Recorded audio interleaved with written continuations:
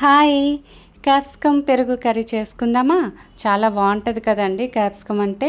దాంట్లో పెరుగు యాడ్ చేస్తే ఇంకా బావుంటది. మసాలాసు, పెరుగు, క్యాప్సికమ్‌తో చాలా బావుంటదండి. టేస్ట్ అయితే అద్దిరిపోతదనమాట. ఇది చపాతీలోకి కానీ, లేదంటే రైస్‌లోకి కానీ చాలా బావుంటదండి. అలాగే నాన్స్‌లోకి కూడా బావుంటది. ఇది చేసుకుందాం రండి. కర్రీ చేసుకుందాం. ఎలా చేసుకోవాలో చూద్దాం రండి. నేను ఒక పెద్ద 3 క్యాప్సికమ్స్ తీసుకొని వాష్ చేసుకొని చిన్న చిన్న ముక్కలుగా కట్ చేసుకున్నాను. దానిపైన బొడ్డు ఉంటుంది కదండి, అది తీసేయాలండి. తీసేసి కట్ చేసుకోవాలి. ఇప్పుడు నేను 2 టమాటాలు బాగా వాష్ చేసుకొని ముక్కలుగా కట్ చేసుకున్నాను. చిన్న చిన్న ముక్కలుగా కట్ చేసుకున్నాను. నేను అన్నీ సింపుల్గా చేస్తున్నానండి వంటలన్నీ. మెయిన్ ఏంటంటే బ్యాచిలర్స్కి, న్యూలీ మ్యారీడ్ ఉంటుంది కదా, వాళ్ళకి చాలా ఉపయోగపడుతుందండి. లేదంటే హాస్టల్లో ఉన్న గర్ల్స్కి బాగా ఉపయోగపడుతుంది, వర్కింగ్ ఉమెన్స్కి. ఇప్పుడు ఇందులో నేను 3 పచ్చిమిరపకాయలు, 2 టమాటాలు కూడా కట్ చేసి పక్కన పెట్టుకున్నాను అనమాట. వంట రాని వాళ్ళు ఎవరైనా చేసుకోవచ్చండి సింపుల్గాన. సో ఇప్పుడు స్టవ్ ఆన్ చేసుకొని కళాయి పెట్టుకుందాం రండి. కళాయి పెట్టుకొని ఆయిల్ వేసుకున్నాం. ఆయిల్ హీట్ అయిన తర్వాత దీంట్లోకి ఆవాలు, జీలకర్ర, బద్దిమినపప్పు వేసుకొని బాగా వేపుకోవాలి. వేగిన తర్వాత నేను చిన్న అల్లం ముక్క సన్నగా కట్ చేసుకున్నానండి, అది కూడా ఇందులో వేసుకున్నాను అనమాట. వేసుకొని ఇప్పుడు కలుపుకోవాలి మొత్తం. ఒకసారి ఇటు అటు కలుపుకున్న తర్వాత మనం కట్ చేసి ఉంచుకున్నాం కదా ఉల్లిపాయ ముక్కలు, పచ్చిమిరపకాయలు, అవి కూడా అందులో వేసుకోవాలి. వేసుకొని బాగా వేగనివ్వాలన్నమాట. కొద్దిగా మీడియం దీంట్లోనే పెట్టుకోవాలి. స్టవ్ పెట్టుకొని బాగా వేగనివ్వాలి. వేగిన తర్వాత టమాటా ముక్కలు కూడా వేసుకోవాలి. టమాటా ముక్కలు కూడా బాగా వేపుకోవాలండి. ఇలాగ రావాలి మొత్తం అంతా. ఇలా వచ్చిన తర్వాత క్యాప్సికమ్ ఉన్నాయి కదా ముక్కలు, ఆ క్యాప్సికమ్ ముక్కలు కూడా వేసుకోవాలి. వేసుకొని బాగా కలుపుకోవాలన్నమాట. 1, 2, 3 సార్లు కలుపుకోవాలండి.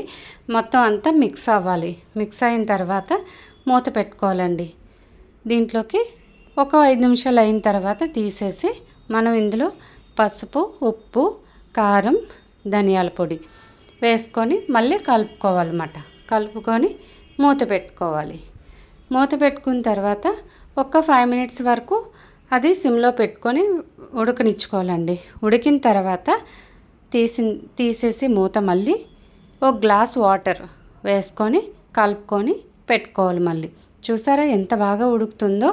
ఇలాగా దగ్గరికి అయినంత వరకు కూడా ఉంచాలండి. సిమ్లో పెట్టుకుంటే, మీడియం సిమ్లో పెట్టుకుంటే చాలు. ఇలా కర్రీ దగ్గరికి వచ్చేస్తుంది అన్నమాట. ఇప్పుడు ఇందులోకి మనం కొద్దిగా గరం మసాలా వేసుకుందాం. గరం మసాలా వేసుకొని బాగా కలుపుకోవాలన్నమాట. కలుపుకొని ఒకసారి మళ్ళీ మూత పెట్టుకొని ఒక 5 మినిట్స్ ఉడికినిచ్చాలి. ఉడికిన తర్వాత బాగా ఉడికిపోయింది చూసారా. ఇప్పుడు మళ్ళీ కలుపుకోవాలన్నమాట. కలుపుకొని ఇప్పుడు టేస్ట్ అన్నీ సరిపోయా లేదా అని ఒకసారి చూసుకోవాలి. చూసుకున్న తర్వాత నేను అమూల్ పెరుగు తీసుకున్నానండి. మీకు నచ్చిన పెరుగు ఏదైనా పర్వాలేదు, మీరు ఇంట్లో ప్రిపేర్ చేసుకున్న పెరుగైనా పర్వాలేదు అన్నమాట. పెరుగు నేను 6-7 స్పూన్లు వేసుకున్నాను. సరిపోతుందండి, 6-7 స్పూన్లు అయితే సరిపోతుంది. వేసుకొని ఇలా కలుపుకోవాలన్నమాట. సిమ్లోనే పెట్టాలండి స్టవ్. ఇలా కలుపుకోవాలి. కలుపుకొని బాగా దగ్గర పడినంత వరకు కలుపుతూ ఉండాలన్నమాట. ఒకసారి కలిపిన తర్వాత ఒక 5 నిమిషాలు అయ్యేటప్పటికి ఇలా దగ్గర పడుతుంది. ఇప్పుడు నేను ఇందులోని పిల్లలు ఎవ్వరు కూడా అవిసె గింజలు ఇస్తే తినరు. సో కాబట్టి నేనేం చేస్తానంటే మా పిల్లల కోసమని అవిసె గింజలు రోస్ట్ చేసి నేను పౌడర్ చేసి ఉంచుకుంటానండి కర్రీస్లో వేయడానికి. ఇది చాలా మంచిది కదండి, అందుకోసమని 1 స్పూన్ వేసుకొని కలుపుకోవాలండి. ప్రతి కర్రీలో వేసుకోవచ్చు. వేసుకున్న తర్వాత లాస్ట్లో దించేసే ముందు కొత్తిమీర వేసుకొని ఒక బౌల్లో సర్వ్ చేసుకోవడమేనండి.